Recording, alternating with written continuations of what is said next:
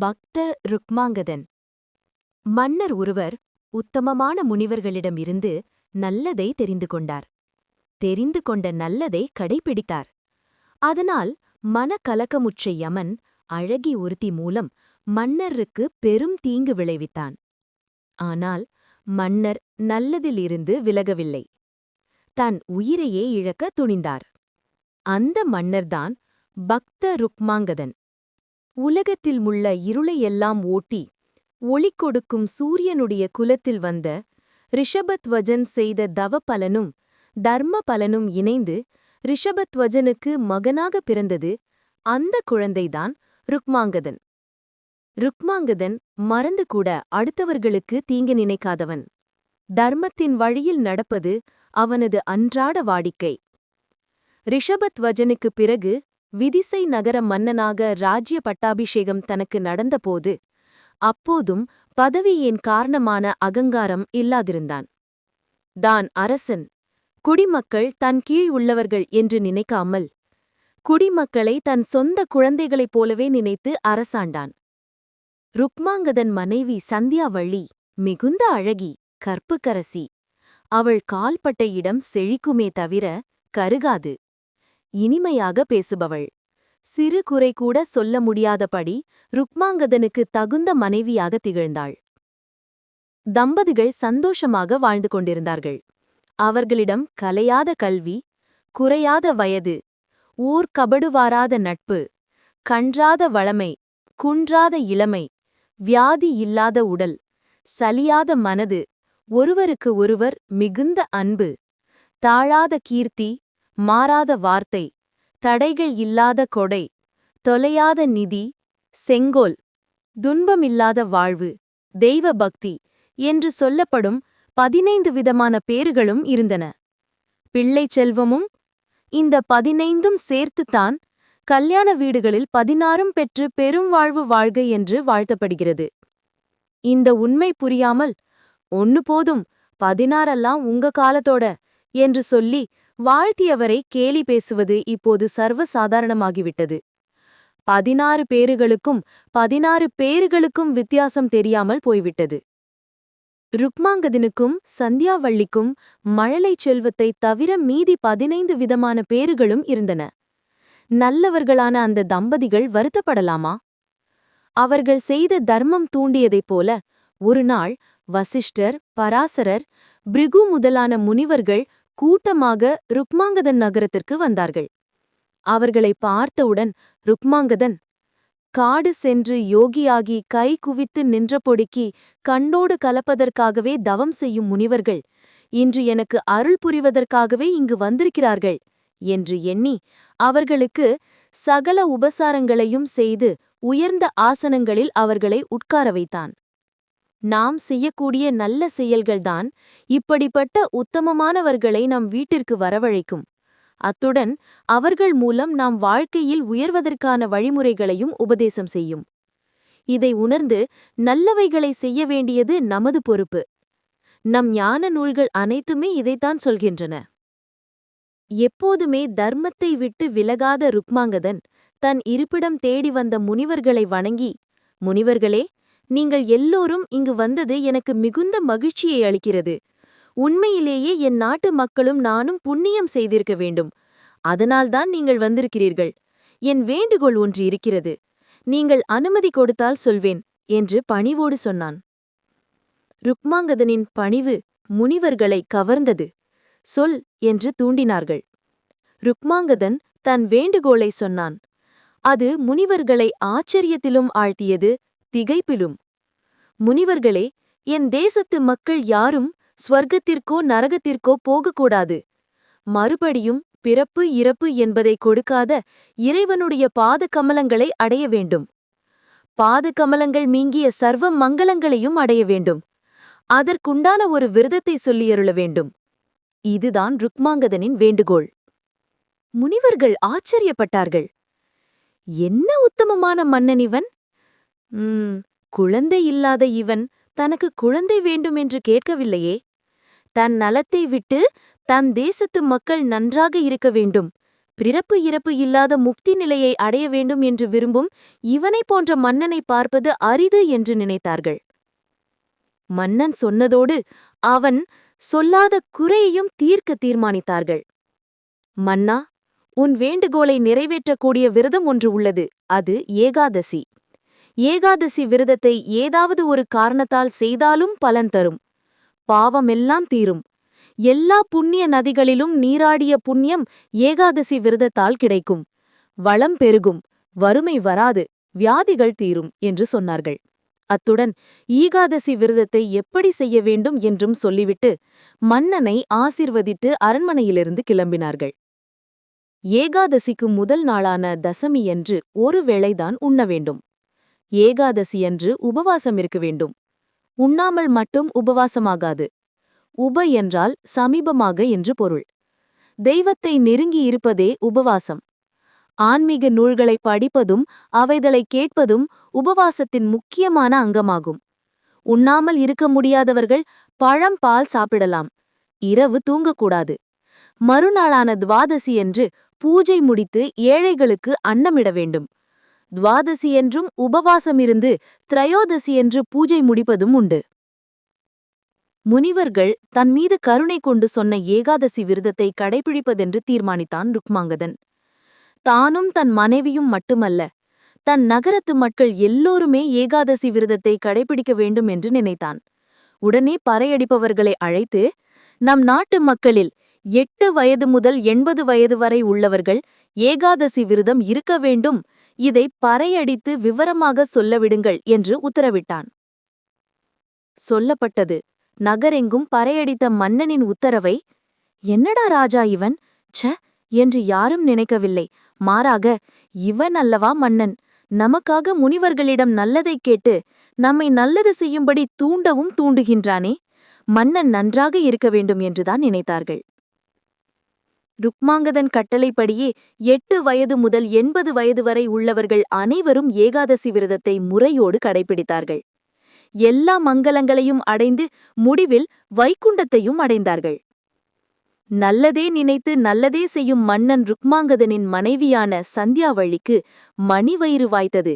ஆம், அவள் கருவுன்றாள். காலம் கனிந்ததும் அழகான குழந்தையை பெற்றெடுத்தாள். பார்த்தவர்களின் கண்ணையும் கவர்ந்தது ஆண் குழந்தை, கருத்தையும் கவர்ந்தது ஆண் குழந்தை. தர்மத்திற்கு உருவம் கிடையாது, இருந்தாலும் நம் மன்னன் செய்த தர்மம் எல்லாம் இதோ உருவம் கொண்டு வந்துவிட்டது என்று எல்லோரும் குழந்தையை பாராட்டினார்கள். குழந்தைக்கு தர்மாங்கதன் என்று பெயர் வைத்தார்கள். தர்மாங்கதன் நன்றாக வளர்ந்தான். அவனுடன் போட்டி போட்டுக்கொண்டு அழகு, அறிவு, வீரம், விவேகம், கலை, கல்வி, அடக்கம் முதலியவைகளும் வளர்ந்தன. ஆம், தர்மாங்கதன் எல்லாவற்றிலும் சிறந்து விளங்கினான். தகுந்த வயது வந்தவுடன் பெற்றோர்களுடன் சேர்ந்து அவனும் ஏகாதசி விரதம் இருந்தான். தர்மாங்கதன் இளமை பருவம் அடைந்தான். அவனது நல்ல பழக்கவழக்கங்கள் அவன் முகத்தில் பொலிவை ஊட்டின. ஒருமுறை பார்த்தவர்களை மறுபடியும் பார்க்க தூண்டும்படியாக இருந்தது தர்மாங்கதனின் முகம். தந்தையை விட வீரத்தில் சிறந்து விளங்கிய தர்மாங்கதன் தந்தை வெல்லாத பல இடங்களை வென்று அந்த வெற்றிகளையெல்லாம் தந்தையான ருக்மாங்கதனுக்கே காணிக்கையாக ஆக்கினான். தர்மாங்கதனின் வெற்றியை பார்த்து தேவேந்திரனே திகைத்தான். இவ்வளவு வெற்றிகளைப் பெற்றும் தர்மாங்கதன் விரதத்தை விடவில்லை. ருக்மாங்கதனும் சந்தியாவள்ளியும் மகிழ்ந்தார்கள். ஆனால் அதே நேரம் ஒருவன் மட்டும் மிகுந்த வருத்தப்பட்டான். அவன் யமன். அவனுக்கு என்ன வருத்தம்? எல்லோருமே ஏகாதசி விரதத்தை கடைபிடித்து இருவினைகள் நீங்கி வைகுண்டத்தை அடைந்ததால் யமனுடைய உலகத்திற்கு யாருமே போகவில்லை. ஸ்வர்க்கம் நரகம் இரண்டுமே பாழடைந்து விட்டன. 12 சூரியர்களும் ஒரே காலத்தில் உதித்ததைப் போல இருக்கும் 26 விதமான நரகங்களும் காலி செய்த வீடுகள் போல இருந்தன. சித்ரகுப்தருக்கு வேலையில்லை. அதனால் வருத்தப்பட்ட யமன் சித்ரகுப்தரோடு பிரம்மதேவரைக் கண்டு வணங்கினான். தன் மன வருத்தத்தையும் வெளியிட்டான். பிரம்மதேவர், யமதர்மா, இதெல்லாம் ருக்மாங்கதனின் ஏகாதசி விரதத்தால் விளைந்தது என்று சொன்னார். சுவாமி, அவனை ஒழித்துவிட முடியாதா என்றான் யமன். யமதர்மா, ருக்மாங்கதனை ஒழித்துவிடலாம். அப்படி செய்தால் நான் ஒழிந்து போய்விடுவேன் என்று பிரம்மதேவர் பதில் சொன்னார். யமன் விடவில்லை. சுவாமி, அவனுடைய விரதத்திற்காவது இடைஞ்சல் செய்து எனக்கு தாங்கள் அருள் புரிய வேண்டும் என்று வாதாடி வேண்டினான். சரி என்று ஒப்புக்கொண்ட பிரம்மதேவர் அதற்குண்டான வழியை ஆலோசித்தார். அப்போது அவர் உடம்பிலிருந்து ஈடு இணை சொல்ல முடியாத அழகி ஒருத்தி தோன்றினாள். பிரம்மதேவரை வணங்கினாள். பார்த்தவர்கள் உள்ளத்தில் மோகத்தை தூண்டும் அவளிடம் பிரம்மதேவர், மோகினி, மன்னன் ருக்மாங்கதன் செய்யும் ஏகாதசி விரதத்துக்கு நீ இடைஞ்சல் செய் என்று உத்தரவிட்டார். மோகினி ஒப்புக்கொண்டாள். யாழுடன் மந்தரமலையை அடைந்தாள். மோகினி வந்துவிட்டாள். மன்னன் ருக்மாங்கதன் அங்கு வரவேண்டுமே, அதற்கு தகுந்த சூழ்நிலைகள் விதிசை நகரில் உண்டாயின. தர்மாங்கதனின் வீரமும் அவன் பெற்ற வெற்றிகளும் ருக்மாங்கதனின் மனத்தில் மிகுந்த நம்பிக்கையை உண்டாக்கின. ஆட்சிப் பொறுப்பை மகனிடம் ஒப்படைக்க தீர்மானித்தான். தான் எண்ணத்தை மகனிடம் சொல்லவும் செய்தான்.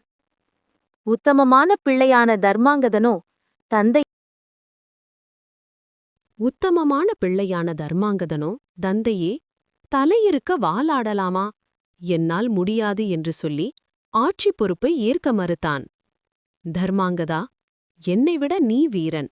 நாம் இன்று ஆழக்கூடியதில் பெரும்பகுதி நீ வென்றதுதானே? நல்ல பிள்ளையான உன்னிடம் அரசாட்சியை ஒப்படைக்க வேண்டாமா? பொறுப்புள்ள உன்னிடம் ஆட்சியை கொடுத்துவிட்டு நான் மந்திரமலை போய் அங்குள்ள முனிவர்களையெல்லாம் தரிசித்துவிட்டு திரும்பப் போகிறேன். நல்லபடியாக ஆண்டு வா, ஏகாதசியை விட்டுவிடாதே என்று சொல்லி மகனை ஒப்புக்கொள்ள வைத்தான் ருக்மாங்கதன். தர்மாங்கதன் ஒப்புக்கொண்டான். ருக்மாங்கதன் மகனை தழுவிவிட்டு வனத்திற்கு கிளம்பினான். காட்டிற்குள் நுழைந்த ருக்மாங்கதன் முதலில் வாமதேவ முனிவருடைய ஆசிரமத்தை அடைந்தான். வாமதேவ முனிவர் ருக்மாங்கதனை அன்போடு வரவேற்றார். ருக்மாங்கதன் முனிவரை வணங்கி கைகுவித்து நின்றான். முனிவர் அவனிடம், மன்னா, ஏகாதசி விரதத்தை எல்லோரும் கடைபிடிக்க செய்து நல்லபடியாக ஆளும் உனக்கு இணையாக யாரு உண்டு? உத்தமமான பக்தனான நீ எனக்கு நல்லது செய்யத்தான் இங்கு வந்திருக்கிறாய் என்று சொல்லி பாராட்டினார். ருக்மாங்கதன் மறுபடியும் அவர் பாதங்களில் தன் தலைப்படும்படியாக வணங்கி, சுவாமி, அரச பதவி, நல்ல மனைவி, உத்தமமான பிள்ளை முதலியவைகளைக் கொண்ட எனக்கு ஒரு குறையும் இல்லை. இவைகளை அடைய நான் என்ன தவம் செய்தேன் என்று கேட்டான். நம்மில் பலர் எது கிடைத்தாலும் இன்னும் இன்னும் என்று அலைவோமே தவிர இவ்வளவு கிடைத்திருக்கிறதே, நாம் என்ன செய்தோம், நாம் இதற்கு தகுதிதானா என்று யாருமே நினைப்பதில்லை. ஆனால் ருக்மாங்கதன் நினைத்திருக்கிறான். பதிலையும் அறியத் துடிக்கிறான். வாமதேவ முனிவர் மெல்லச் சிரித்தபடி, மன்னா, நீ மிகவும் நல்லவன். அதனால்தான் நல்லதை அடைந்த நீ அதற்கான காரணத்தை அறியத் துடிக்கிறாய். சொல்கிறேன் கேள். நீ போன பிறவியில் வறுமையில் அலைந்து மந்தரமலையை அடைந்து முனிவர்களை வணங்கினாய். அவர்களிடமிருந்து நாராயணரின் சரிதங்களைக் கேட்டாய். ஆவணி மாத வளர்பிறை துவாதசியில் விரதமிருந்து நாராயணரை பக்தியுடன் பூஜை செய்தாய். அதன் பலன்தான் உனக்கு இவ்வளவு நல்லவை கிடைத்திருக்கின்றன. அது மட்டுமல்ல, எதிர்காலத்தில் சுவாமி உனக்கு நேருக்கு நேராக காட்சி தந்து தன் பதமும் தந்து அருள் புரிவார் என்று சொல்லி ஆசிர்வதித்து ருக்மாங்கதனுக்கு விடை கொடுத்தார். முனிவரை வணங்கி ருக்மாங்கதன் குதிரை மேலேறி மந்திரமலையை நோக்கிப் போனான். மோகினி எதிர்பார்த்து கொண்டிருக்கிறாள் அல்லவா? அத்துடன் வாமதேவ முனிவர் சுவாமி உனக்கு நேருக்கு நேராக காட்சி தந்து தன் பதமும் தந்து அருள் புரிவார் என்று ஆசிர்வாதம் செய்திருப்பதும் நிறைவேற வேண்டுமே. அதற்குத் தகுந்த காரியங்கள் நடப்பதற்காகத்தான் விதி ருக்மாங்கதனை மந்திரமலையை நோக்கி செலுத்தியது. ருக்மாங்கதன் வருவதை தூரத்திலிருந்தே மோகினி பார்த்துவிட்டாள். அவனை அங்கு இங்கு என்று அலைய விடாமல் அதிசீக்கிரமாக தன்னை நோக்கி வரவழைக்க தீர்மானித்தாள். அதற்கான முயற்சியிலும் இறங்கினாள். யாழை ஸ்ருதி கூட்டி அதனுடன் தன் குரலை இழையவிட்டு இனிமையாக பாடினாள். யாழும் அவள் குரலும் ஒன்றை ஒன்று விஞ்சின. அதைக் கேட்டு தேவர்களும் கந்தர்வர்களும் கூட மயங்கினார்கள். தேவலோகம் வரை போன மோகினியின் இசை ருக்மாங்கதனின் காதுகளைத் தொடாமலாயிருக்கும்? தொட்டது. இசை வந்த திசை நோக்கிப் பார்வையை செலுத்திய ருக்மாங்கதன் குதிரையை நிறுத்தி கீழே இறங்கினான். காற்றில் வந்த இசையை காதுகளில் வாங்கியபடியே மெல்ல நடந்து மோகினி இருந்த இடத்தை அடைந்தான். போர்க்களத்தில் எத்தனையோ ஆயுதங்களையெல்லாம் சமாளித்து வெற்றியடையும் அந்த மன்னன் அப்போது மன்மதனின் ஆயுதத்தை சமாளிக்க ருக்மாங்கதனால் முடியவில்லை. ஆம், மோகினியை கண்டதும் ருக்மாங்கதன் மயங்கினான். அவளை திருமணம் செய்து கொள்ள விரும்பினான். மன்னனின் உள்ளத்தை மோகினி புரிந்து கொண்டாள். பிரம்மதேவர் நம்மை அனுப்பி வைத்த நோக்கம் இப்போது நிறைவேறப் போகிறது என்று மகிழ்ச்சி கொண்டாள். தலையை நிமிர்த்தியும் நிமிர்த்தாமலும் ஓரக்கண்ணால் மன்னனை பார்த்தாள். மன்னா, மாபெரும் வீரரான உங்கள் எண்ணம் எனக்கு புரிகிறது. நீங்கள் என்னை விரும்புவது போலவே நானும் உங்களை விரும்புகிறேன். நீங்கள் என்னை திருமணம் செய்து கொண்டால் உங்களுக்கு அடிமையாக இருந்து நீங்கள் சொன்னதை செய்வேன் என்று தன் உள்ளத்தை வெளிப்பிடவும் செய்தாள். ருக்மாங்கதன் அதைக் கேட்டு, இவள் மன்மதனுக்கே பாடம் நடத்தும் திறமை பெற்றவளாக இருக்கிறாளே என்று உள்ளுக்குள்ளேயே வியந்தான். மோகினியை நெருங்கி, ஆம், நான் உன்னை திருமணம் செய்து கொள்ள விரும்புகிறேன். உனக்கு என்ன வேண்டும் கேள். உன் விருப்பம் எதுவாக இருந்தாலும் கண்டிப்பாக அதை நிறைவேற்றி வைப்பேன் என்று அவருக்கு வாக்கு கொடுத்தான். மன்னா, நானும் உங்களை விரும்புகிறேன். தாங்கள் முறைப்படி என்னை திருமணம் செய்து கொள்ள வேண்டும். திருமணத்திற்குப் பிறகு நீங்கள் என் பேச்சை மீறக்கூடாது. என் சொல்லை கேட்க வேண்டும் என்று சொல்லி மோகினி தன் விருப்பத்தையும் வேண்டுகோளையும் சொன்னாள். ருக்மாங்கதன், சரி, உன் பேச்சை மீறமாட்டேன். நீ யார்? அதை சொல் என்று கேட்டான். மன்னா, நான் பிரம்மாவின் மகள். என் பெயர் மோகினி. இப்போது முதல் உன் மனைவி என்றாள் மோகினி. மன்னன் அவளை கைப்பிடித்து குதிரை மேலேற்றினான். குதிரை அவர்களை சுமந்தபடி மகேந்திர மலையை விட்டு வெகு வேகமாக கீழே இறங்கியது. வரும் வழியில் குதிரையின் கால்பட்டு ஒரு உடும்பு மயங்கி சாய்ந்தது. ருக்மாங்கதன் குதிரையை தூண்டி மேலே செலுத்தவிடவில்லை. பதறிப்போய் கீழே இறங்கினான். மோகினியும் இறங்கினாள். மோகினி, நீ போய் தண்ணீர் கொண்டு வா என்று மோகினியை ஏவிவிட்டு ருக்மாங்கதன் மயங்கி கிடந்த உடும்பை மென்மையாக தடவி கொடுத்தான். மோகினி தண்ணீர் கொண்டு வந்து கொடுத்தாள். ருக்மாங்கதன் அதை வாங்கி உடும்பின் உடம்பு முழுவதும் தெளித்து மயக்கம் விழித்தான். தெளித்தெழி. மயக்கம் தெளிந்த உடும்பு கண்களைத் திறந்து மன்னனிடம் பேச ஆரம்பித்தது. மன்னா, போன பிறவியில் நான் சாகல நகரிலிருந்த அந்தணர் ஒருவரின் மனைவியாக இருந்தேன். கணவனுடன் மனவேறுபாடு ஏற்பட்டது. அவரை மயக்கி என் பேச்சை கேட்கும்படி செய்ய வேண்டும் என்பதற்காக பாலில் மருந்து வைத்தேன். அதன் காரணமாக நாளாக கணவன் உடல் மெலிந்து படுக்கையாக விழுந்துவிட்டார்.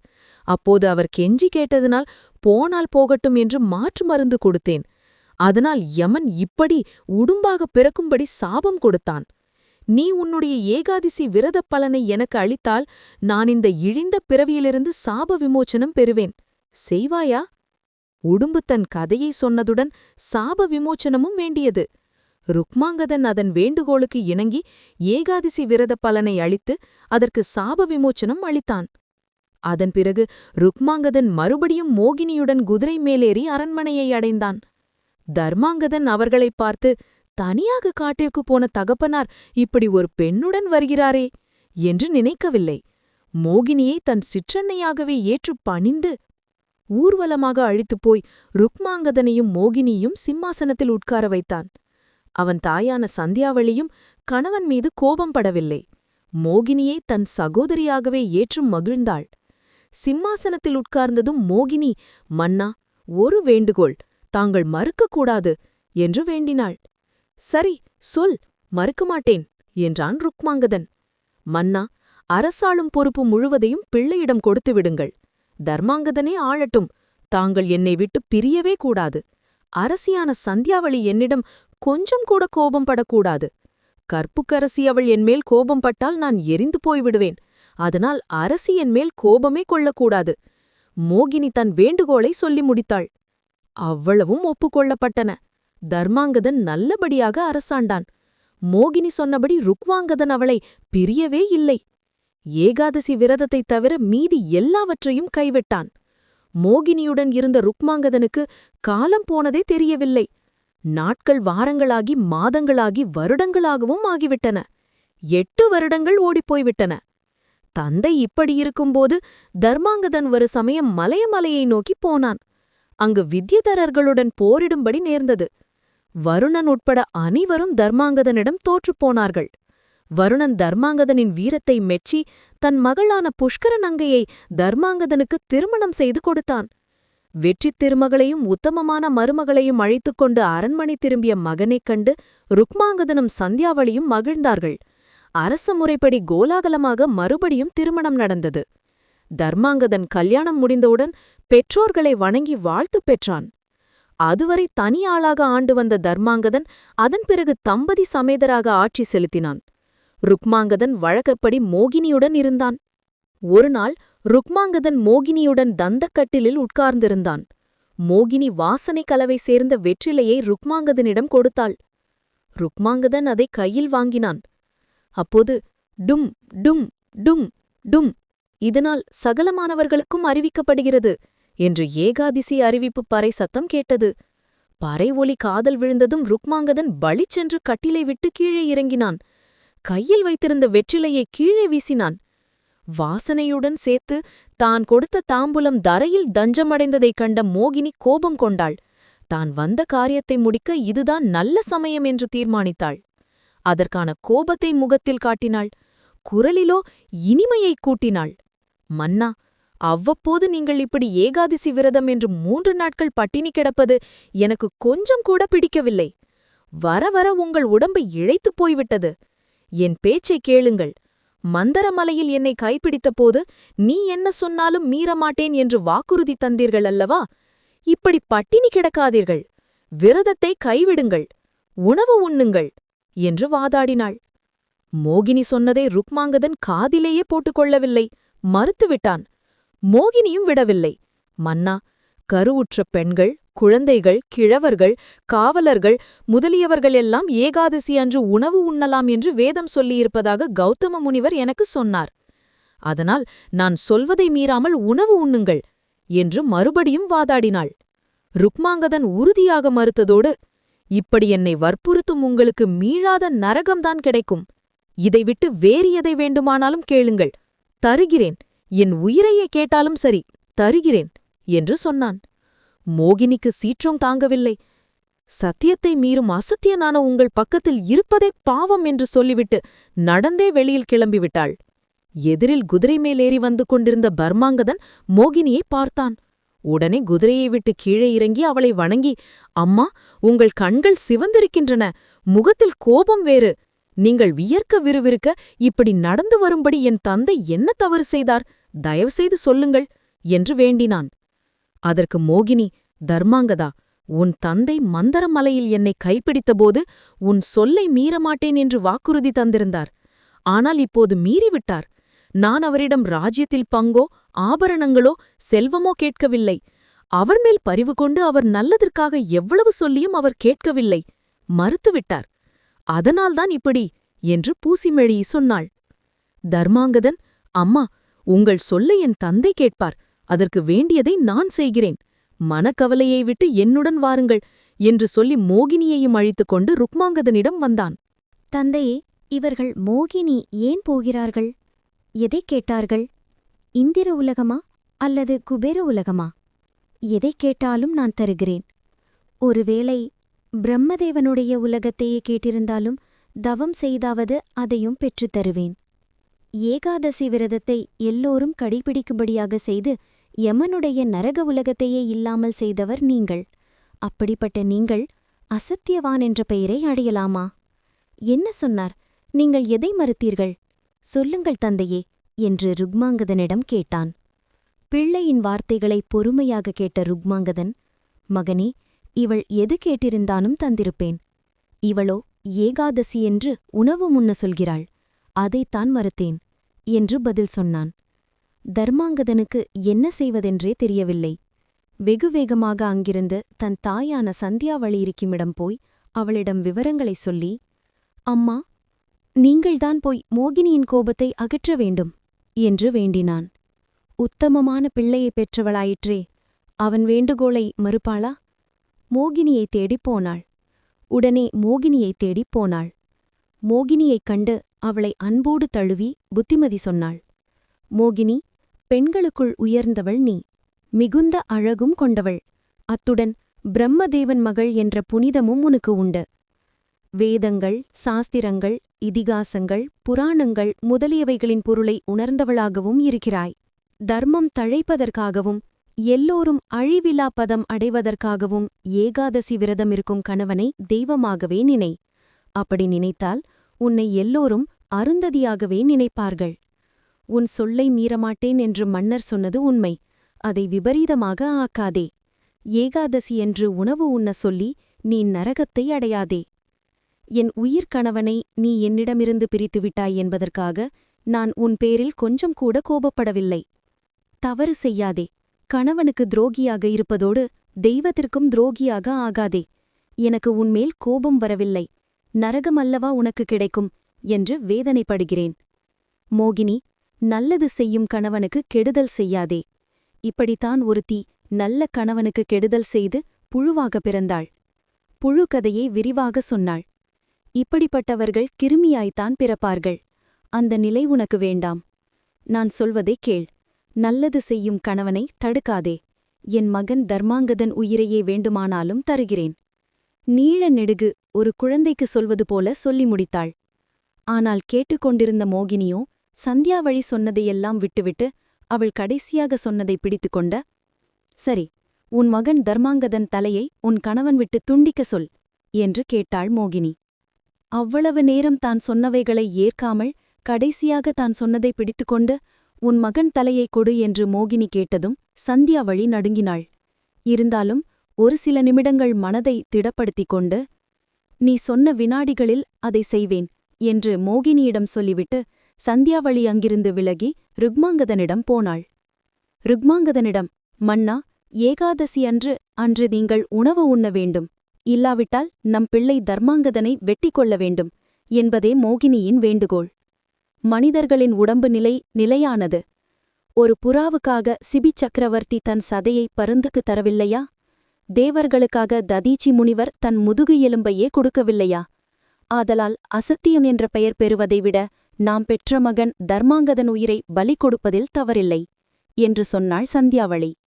மோகினியின் வேண்டுகோளையும் அதற்கு சந்தியாவளியின் ஒப்புதலையும் கேட்ட ருக்மாங்கதன் அதிர்ந்து போய் 2 கைகளாலும் தன் காதுகளைப் பொத்திக் கொண்டான்.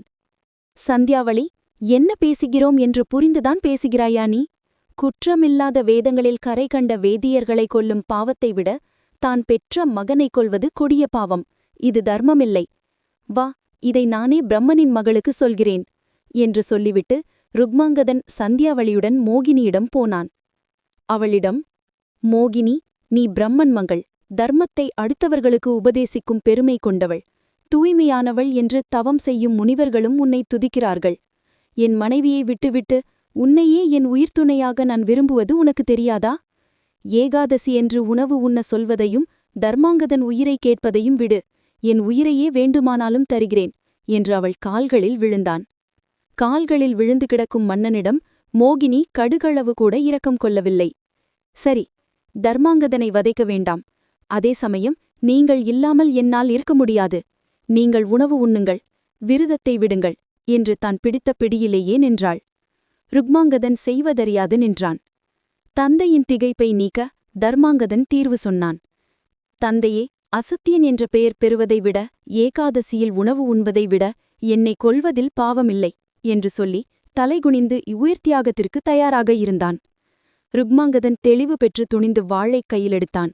அது ஒளி வீசியது. ஏகாதசி விரதத்தை தடுத்த யமனுலகம் அழியாமல் இருப்பதற்காகவே பிரம்மனால் அனுப்பப்பட்ட மோகினி அப்போது, சபாஷ், நல்ல மன உறுதிதான் உங்களுக்கு. பெற்ற பிள்ளையை கொல்வது பெரும் பாவம்.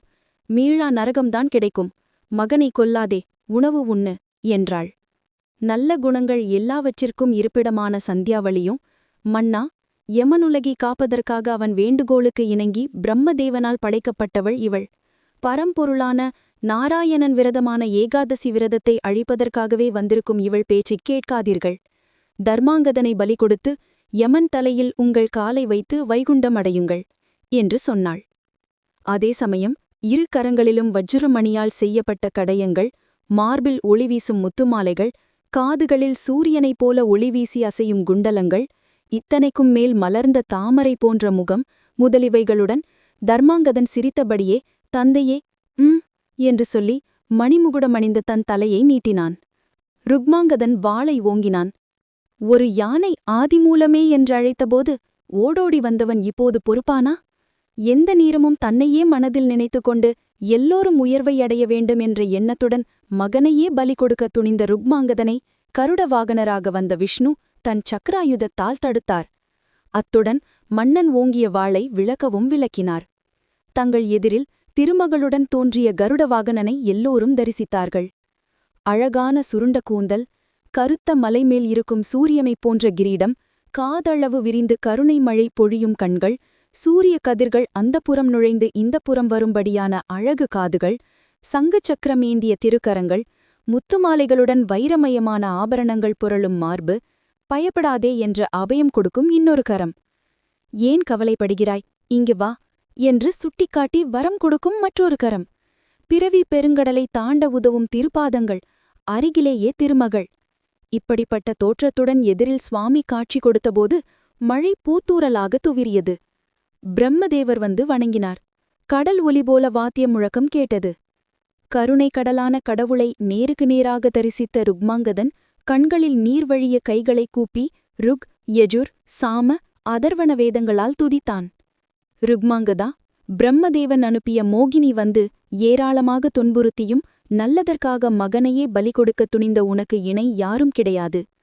உலகமெல்லாம் உயர்வு பெற வேண்டும் என்பதற்காக ஏகாதசி விரதத்தை செய்யும் முன்புகள் என்றும் நிலை பெற்றிருக்கும் என்று பாராட்டி சுவாமி பரவாசுதேவன் ருக்மாங்கதனையும் தர்மாங்கதனையும் தழுவிக்கொண்டார். திருமகள் சந்தியாவளியை தழுவிக்கொண்டாள். அப்போது சந்தியாவளி இன்னொரு லக்ஷ்மி தேவி போல தோன்றினாள். சுவாமியுடன் ருக்மாங்கதன், சந்தியாவளி, தர்மாங்கதன் முதலானவர்களையும் கருடன் சுமந்து கொண்டு போய் வைகுண்டத்தில் சேர்த்தது. வேத ஒலி முழங்க, தீபதூபதங்கள் ஒளிவீச ருக்மாங்கதன் முதலானவர்கள் வைகுண்டத்தை அடைந்தார்கள்.